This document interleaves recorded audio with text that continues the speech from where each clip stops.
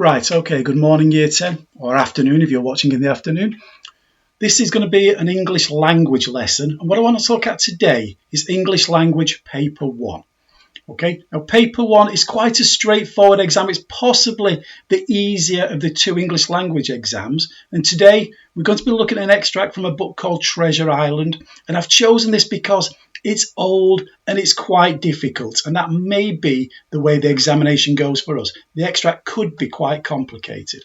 So, what's the point of this lesson? Well, firstly, I want to help develop your ability to analyse and deconstruct quite difficult texts where you've only got limited background information. So you may know very little about the book or the characters, and you're going to have to do quite a lot with this in a short space of time. And also what I want to do is look at Perl paragraphs, and I'm going to help you to convey your ideas very clearly, very concisely and very effectively in what's really quite a short examination time you'll have to answer any questions. Okay, so paper 1. What's on paper 1?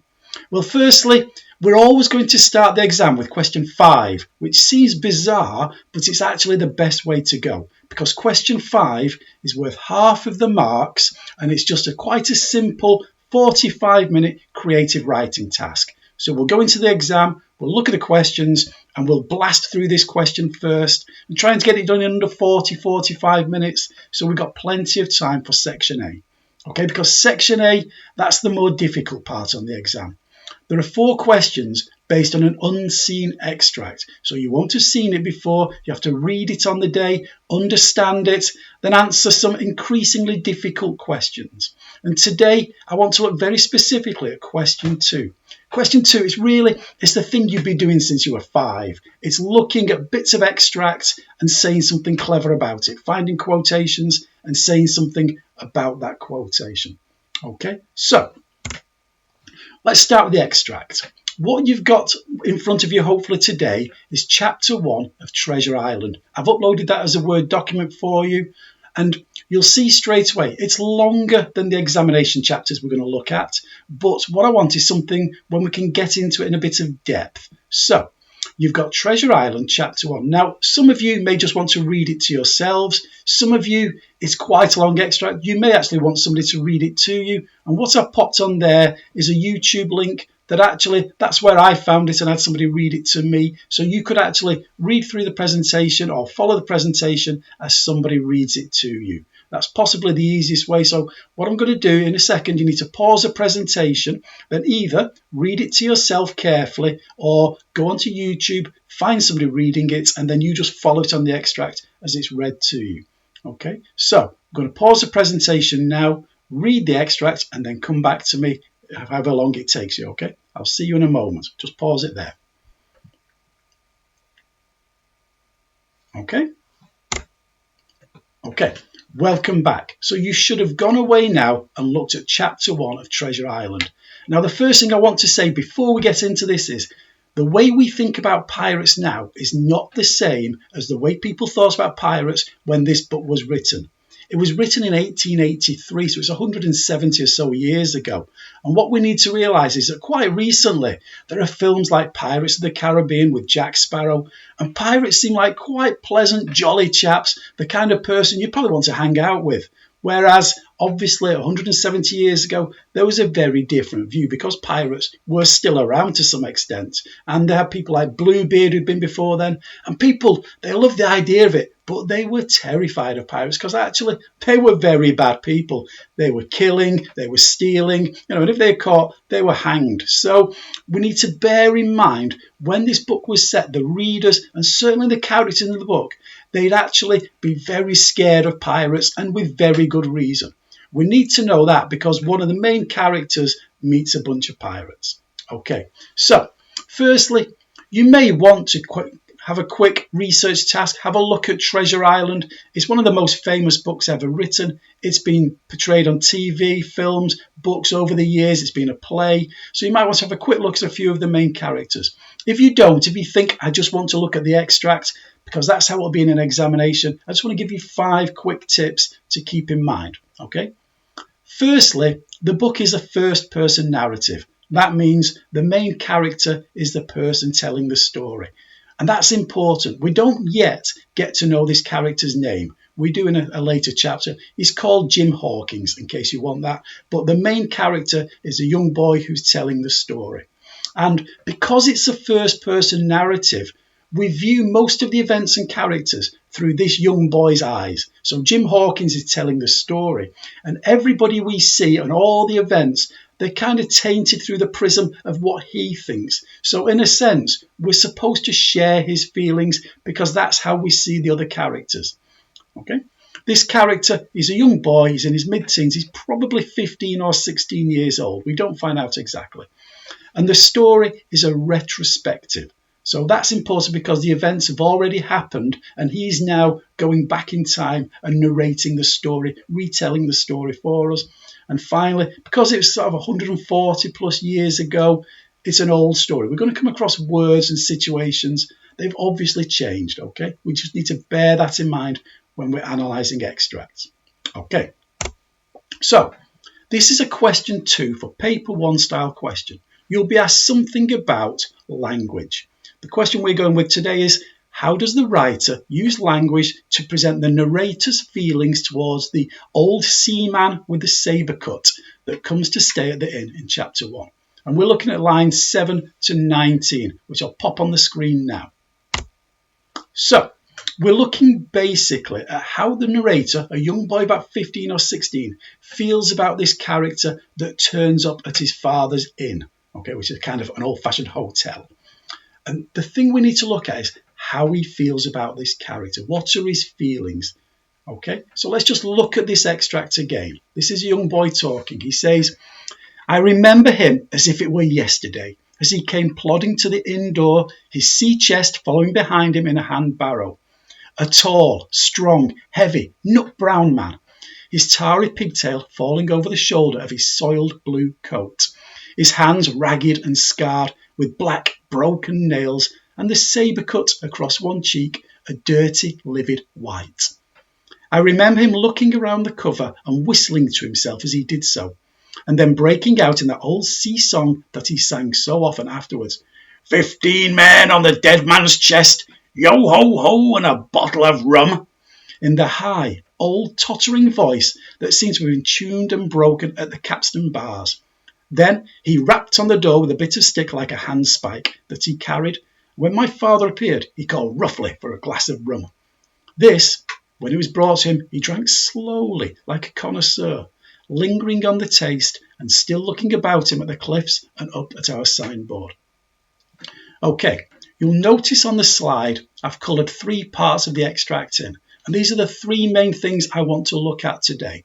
Okay, and first I want to look at the part that's coloured in red, because this is the boy's first impression of a man.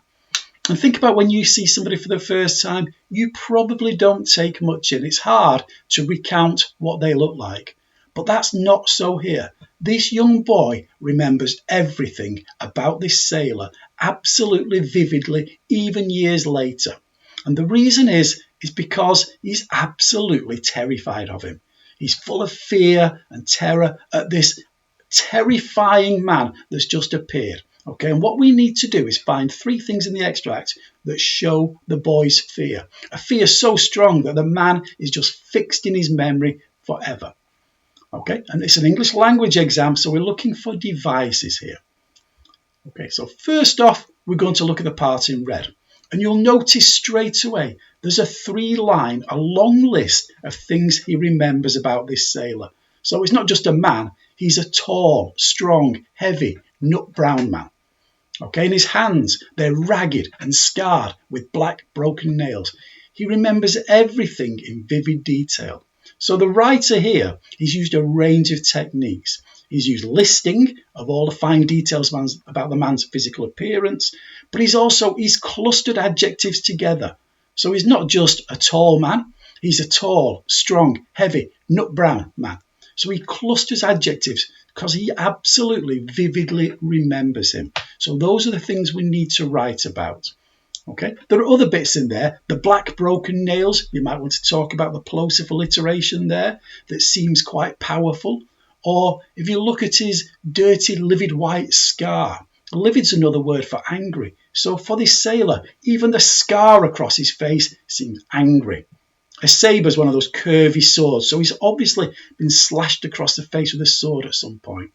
All of these show the young boy remembers him very clearly. Okay. The other couple of bits there, so the Parson Green is this old pirate song, which is full of, if you look later on in the story, it talks about the devil and drinking. So that would obviously instill a young terror in this young boy's mind. And then the fact that the similes used, he's carrying a bit of stick, but he compares it to a handspike, which was a kind of a pirate's weapon for stabbing at people. So everything about this character is terrifying to a young boy. So I've changed the slide. What I want to do now is look at those three parts, the red, the green and the purple in detail. And I'd like you to write a Perl paragraph about each one. And what we need to do is write a lot about a little bit. We need to go into depth here.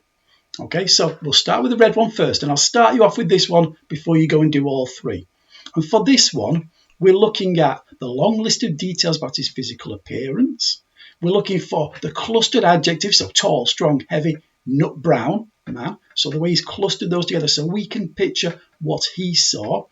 You could talk about the use of colours. We've got nut brown, we've got the blue, the black, the white. So again, he obviously remembers him very clearly. You might want to say specific things about some of those colours. We've got the dirty, livid white scar, livid, so even his scar's angry. So your job is to write a point, put some evidence down, analyse the evidence in detail, and then maybe zoom in on one word, maybe zoom in on the word livid or the words black and broken and say more about those and explain the effects on the reader. We absolutely understand how terrified this young boy is. Okay? At the bottom of the slide, I've started your first Perl paragraph off for you. So you could start it. You don't have to, but you could. In this extract, the writer uses a range of devices to present the narrator's feelings towards the old seaman. It's clear that the young narrator's overwhelming feelings are those of fear and terror.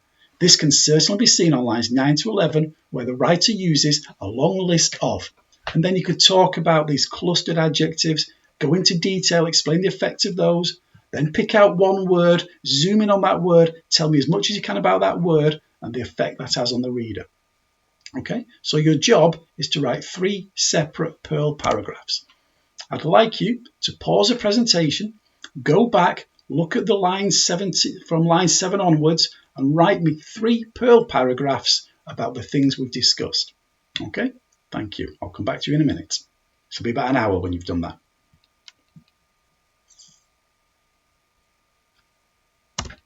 Okay, welcome back. The final thing I'd like to look at is question 3. And I think question 3, it could be one of the more challenging questions on paper 1. But what we need is a system. And it'll talk about how does the writer structure chapter 1 to engage and interest his readers. We're looking at structure. So in the exam, you'd always write about why does it start like that? Is there any point in the middle where things start to change? There's a change in tone. And then why does it end like that? For this lesson, I'd like to just do the first part. Why does chapter 1 start like this? So we're looking just at the opening of the book. And that's this part. So the title of chapter 1, The Old Sea Dog at the Admiral Benbow. And then this is the first paragraph. So before Jim Hawkins starts to tell his story, we're given a little bit of information what he's going to tell us about. Squire Trelawney, Dr. Livesey, and the rest of these gentlemen, having asked me to write down the whole particulars about Treasure Island from the beginning to the end, keeping nothing back but the bearings of the island, and that only because there is still treasure not yet lifted, I take up my pen in the year of grace 17 and go back to the time when my father kept the Admiral Benbow Inn, and the brown old seaman with the sabre cut that first took up his lodgings under our roof. Okay.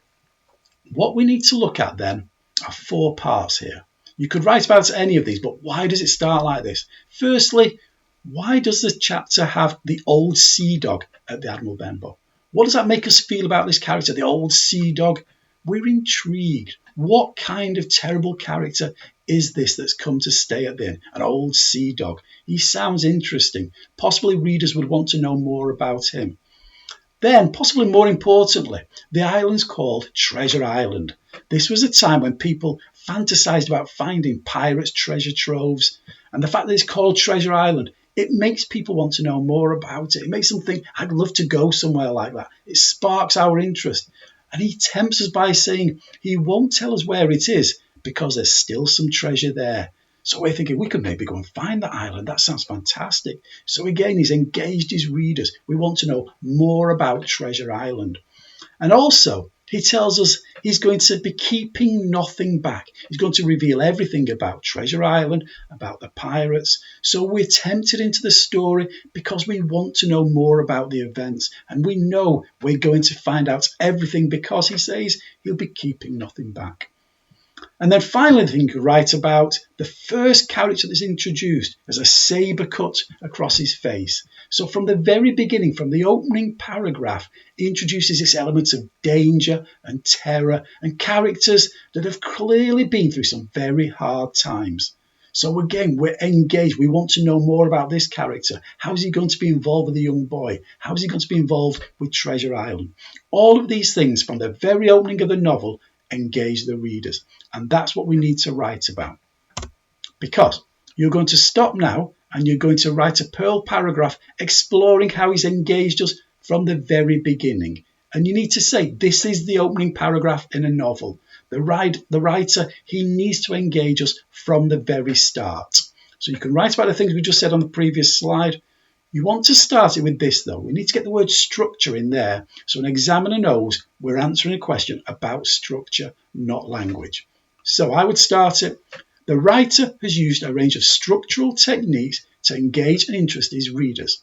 Since this is the opening of a long novel, the writer has deliberately started with, then pick out the things that we've talked about, the things he starts with that engage you as a reader, that interest you, that make you want to explore more in the novel and find out more about these characters. Okay, so your final job is to write a beautiful Perl paragraph when you explain all of that. And once you've done that, you can stop and upload your work for your teacher. If you wanted some extra work, you could answer the rest of the question. Where does the tone change in the middle? Why does it end as it does on chapter 1? But more importantly, can you do this first one? Why does it start like that? Really well. We're hoping for paragraphs of at least 3/4 of a page. That's the kind of detail we're looking for. Okay, thank you for listening, and I'll see you soon with another video of some work. Thank you.